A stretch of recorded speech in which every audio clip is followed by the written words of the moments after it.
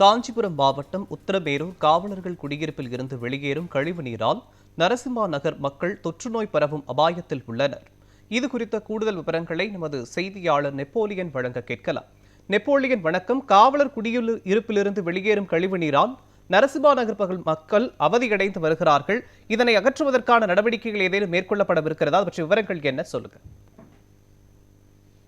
நிச்சயமா மோகன். அதாவது காஞ்சிபுரம் மாவட்டம் உத்திரமேரூர் பேரூராட்சிக்கு உட்பட்டதுதான் இந்த நரசிம்ம நகர். அதாவது உத்திரமேரூரில் புகழ்பெற்ற பிரசித்தி பெற்ற ஸ்ரீ சுந்தர வரதராஜ பெருமாள் கோவில் பின்புறம் தான் இந்த நரசிம்ம நகர் வந்து அமைந்திருக்கிறது. அந்த கோவிலுக்கு பின்புறம் காவலர்கள் குடியிருப்பு இருக்கிறது. அந்த குடியிருப்பானது சுமார் 30 பேர் அந்த குடியிருப்பு காவலர்கள் குடும்பங்கள் வசித்து வருகின்றன. இந்த குடியிருப்பில் உள்ள மொத்த கழிவுகளும் தேக்கி வைப்பதற்காக அந்த நரசிம்ம நகரினுடைய பிரதான சாலையில் தொட்டி அமைக்கப்பட்டிருக்கிறது.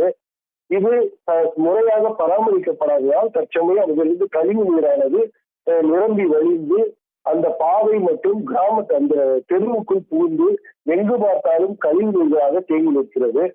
பயங்கரமான துர்நாற்றம் வீசிக் கொண்டிருக்கிறது. இதனால் அந்த பகுதி மக்கள் வீட்டை விட்டு வெளியில் வர முடியாத அளவிற்கு கடும் சிரமத்திற்கு உள்ளாகி வருகின்றனர். அது மட்டுமல்லாமல் குழந்தைகள் ஓடி விளையாடுவதற்கு கூட எந்த விதமான வாய்ப்புமே இல்லை. அந்த அளவுக்கு அந்த கழிவு நீரானது அங்கு பரவி இருக்கிறது. இதனால் நோய் தொற்று பரவக்கூடிய அபாயம் இருப்பதால் குழந்தைகளை தங்கள் வீட்டுக்குள்ளேயே முடக்கி வைத்திருக்கின்றனர் அந்த பகுதி மக்கள். அது மட்டுமல்லாமல் அந்த பகுதியில் தொடர்ந்து தொற்றுநோய் பரவி வருவதாகவும் அந்த மக்கள் புகார் தெரிவிக்கின்றனர். ஜுரம், காய்ச்சல் போன்ற பல்வேறு விவாதிகளுக்கு உள்ளாகி வருவதாகவும் கூறுகின்றனர். மேலும் கொசு தொல்லை அங்கு அதிகரித்திருக்கிறது. இந்த பிரச்சனை தொடர்பாக அந்த பகுதி மக்கள் சம்பந்தப்பட்ட அந்த காவலர் குடியிருப்பு சார்ந்த உயர் அதிகாரிகளுக்கும் உத்தரவு பேரூராட்சிக்கும் தொடர்ந்து புகார் மனுக்களை கொடுத்து வந்திருக்கின்றனர். ஆனாலும் எந்த பிரயோஜனமும் இல்லை. இதனால் அந்த பகுதி மக்கள் போராட்டம் நடத்த தயாராகி வருகின்றனர். தற்சமயம் தேர்தல் காலம் என்பதால் இந்த பகுதிக்கு வாக்கு சேகரிக்க வரக்கூடிய வாக்காளர்கள் மற்றும் அரசியல் பிரமுகர்கள் இந்த பாதையை பயன்படுத்தி தான் இந்த தெருவுக்கு செல்ல வேண்டும். அப்படி சென்றால் இவர்கள் இந்த விவாதிகளை தங்கள் கண்முன்னே காண்பார்கள். இவர்கள் இந்த பகுதிக்கு வருவார்களா, இந்த நாட்டத்தை சகித்துக் கொண்டு இந்த உள்ளே வந்து வாக்கு சேகரிக்க வருவார்களா, இல்லை இந்த தெருவை புறக்கணிப்பார்களா என்று அந்த பகுதி மக்கள் கேள்வி எழுப்புகின்றனர்.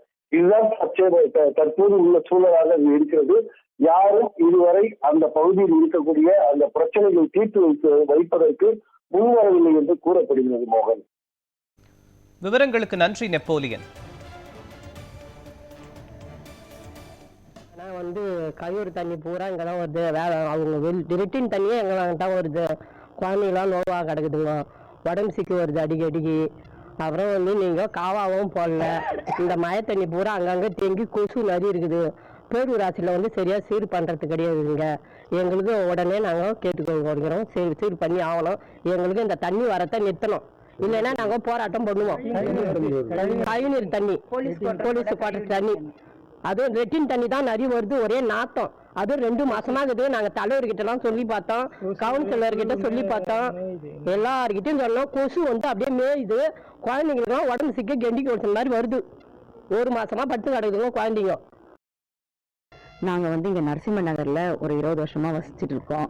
இப்போ இந்த போலீஸ் குவார்டர்ஸ் ஒரு 5 வருட காலத்துக்கு மேலே இருக்கோம். நாங்கள் இந்த வழி தான் பொது வழியாக உபயோகப்படுத்திட்டு இருக்கோம். அவங்க அதை அடைச்சி லெட்டின் அந்த தண்ணி கழிப்பிடம் அந்த இடத்துல கட்டிட்டாங்க. இப்போ அந்த தண்ணி அவங்க கொஞ்ச நாளாக க்ளீன் பண்ணாமல் விட்டதுனால நாங்கள் நடக்கக்கூடிய இந்த வழித்தடத்திலேயே மொத்த தண்ணியை பாய ஆரம்பிச்சிருச்சு.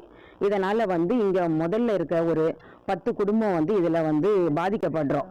இதில் வெளியில் குழந்தைங்க முதல் கொண்டு இதில் வெளியில் காலை வச்சாலே குழந்தைங்களுக்கு அதிகமான பாதிப்பு. ஆனால் குழந்தைங்க வெளியில் விளையாடுறதுக்கு ரொம்ப கஷ்டமாக இருக்குது. அப்படியே வெளியில் வந்தாலுமே ஒரே அந்த லெட்டின் ஸ்மெல் தான் அடிக்குது.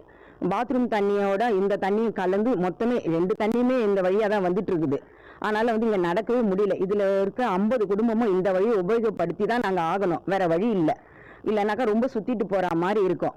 இதனால் ரொம்ப சிரமத்துக்கு நாங்களும் பொதுமக்களும் இந்த வழியை பொதுமக்களும் உபயோகப்படுத்துவாங்க. வெளியிலேருந்து வரவங்க இந்த வழியும் உபயோகப்படுத்துகிறாங்க, நாங்களும் உபயோகப்படுத்துகிறோம். அதனால் இது ரொம்ப பாதிப்பாக இருக்குது.